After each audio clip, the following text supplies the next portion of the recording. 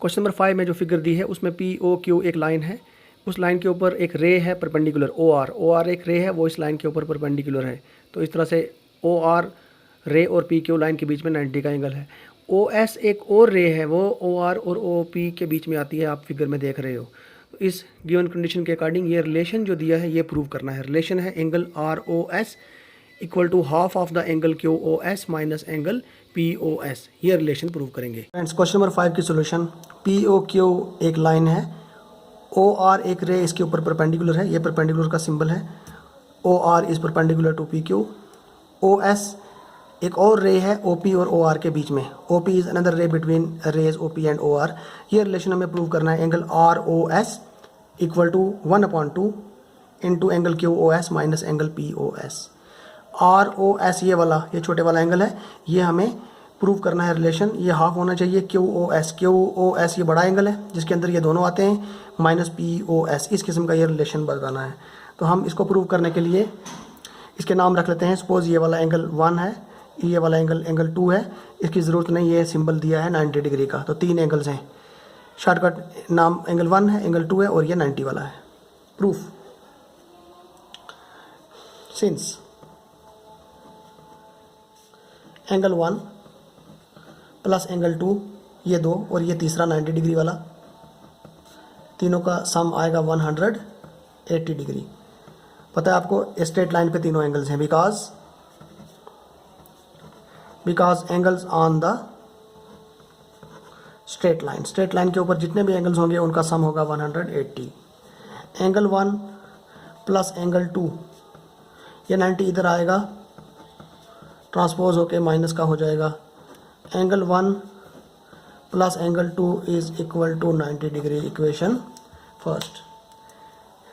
इसके बाद अब हमें क्या करना है, अब जो दिख रहा है एंगल, देखिए एंगल क्यू ओ एस, ये बड़ा एंगल है, इसके अंदर दो आते हैं, एक 90 वाला और एक एंगल 2।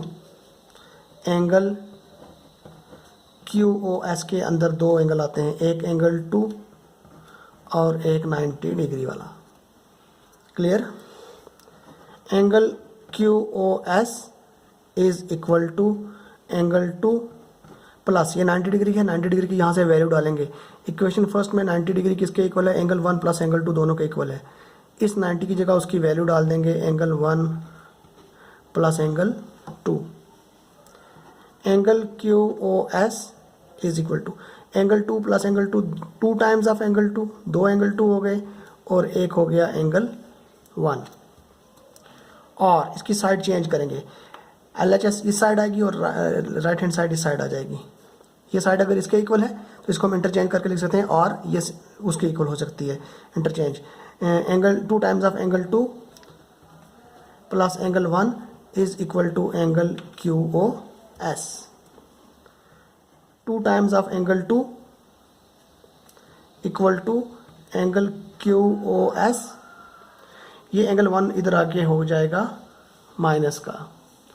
अगला स्टेप, एंगल 2, ये 2 क्रॉस मल्टीप्लाई करके इसके नीचे जाएगा, ये इसके नीचे आ जाएगा 1/2 नीचे, और इधर आ गया angle Q O S minus angle 1।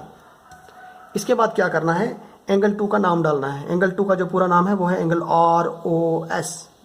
आप देख रहे हो फिगर में, एंगल 2 की जगह नाम आएगा उसका पूरा नाम, angle R O S equal to half of the angle Q O S minus angle 1। Angle 1 का नाम देखो पी ओ एस,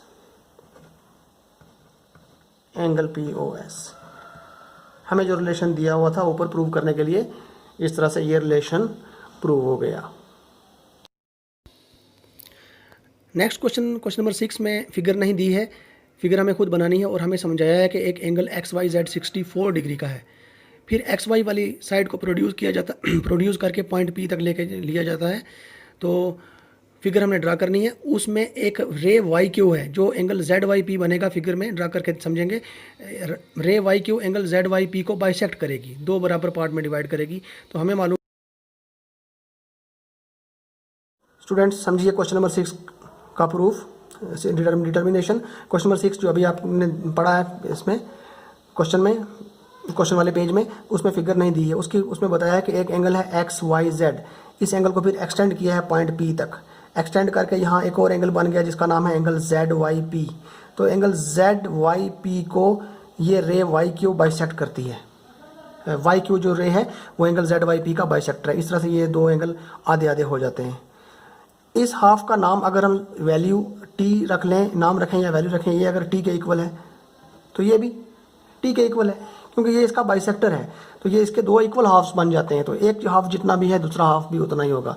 वही यहाँ लिखा है, since Y Q is the bisector of angle Z Y P, therefore ये दोनों angle half half हो गए। कौन सा? एंगल जेड वाई क्यू फिर Q Y P. Z Y Q और क्यू वाई पी दोनों इक्वल हैं, और हमने सपोज कर लिया से वो किसके इक्वल है? टी कोई वैल्यू है वो टी के इक्वल है। ठीक, अब ये तीनों एंगल स्ट्रेट लाइन पे हैं। 64 डिग्री प्लस एंगल टी एक, फिर एंगल टी दो, तीनों का सम कितना है? 180 degree. Reason? Because angles on the straight line, angle T plus angle T 2 times of angle T, 180 degree. ये इधर आके हो गया माइनस का 64। 10 में से 4 गए तो 6, 7 और 6 हो गए 1, ये हो गया 116। t equal to 116 upon 2, t equal to 58 degree. हमें फाइंड आउट क्या करना था, मालूम क्या करना था? गिवन जो दिया हुआ वो लिखा, उसके बाद पूछा है ये एंगल निकालो, तो वो टू फाइंड में लिखा है, to find angle X Y Q, angle X Y Q. तो एक्स वाई क्यू के अंदर दो आते हैं, एक 64 और एक t, therefore angle X Y Q, इसके अंदर दो एंगल आते हैं, एक 64 और एक angle T. 64 degree plus T तो निकल चुका, 58 डिग्री, ये निकल गया 122 डिग्री। ये है पहला आंसर इस एंगल का, एंगल एक्स वाई क्यू का। एंगल एक्स वाई क्यू एक निकल गया। हाँ, क्यू वाई पी ये वाला एंगल है। हमें क्यू वाई पी नहीं पूछा, हमें क्यू वाई पी का रिफ्लेक्स पूछा है। अच्छा, यहाँ मैं रिफ्लेक्स लिखना भूल गया, तो इसके पीछे इस जगह पे आपने लिखना है रिफ्लेक्स। किसका? हमें क्यू वाई पी एंगल नहीं पूछा, क्यू वाई पी का रिफ्लेक्स पूछा है। तो ये है, तो क्यू वाई पी की पी क्या है? क्यू वाई पी तो टी के इक्वल है, टी की वैल्यू है हमारे पास 58, it means Q Y P 58 है। तो अगर हमें किसी एंगल का रिफ्लेक्स निकालना हो तो उसको 360 में से माइनस करना है। तो 58 को 360 से माइनस करेंगे तो वो क्यू वाई पी का रिफ्लेक्स आ जाएगा।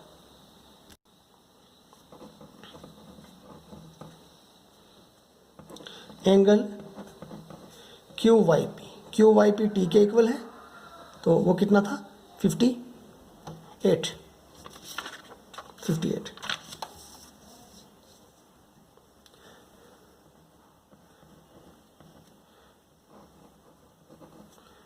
रिफ्लेक्स क्यू वाई पी निकालना है।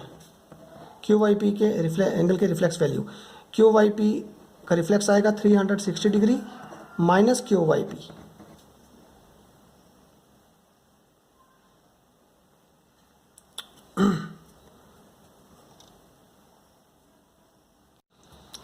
Degree minus angle Q Y P की वैल्यू 58 को 360 में से माइनस करके 302 डिग्री। फाइनल आंसर दोनों एंगलों के।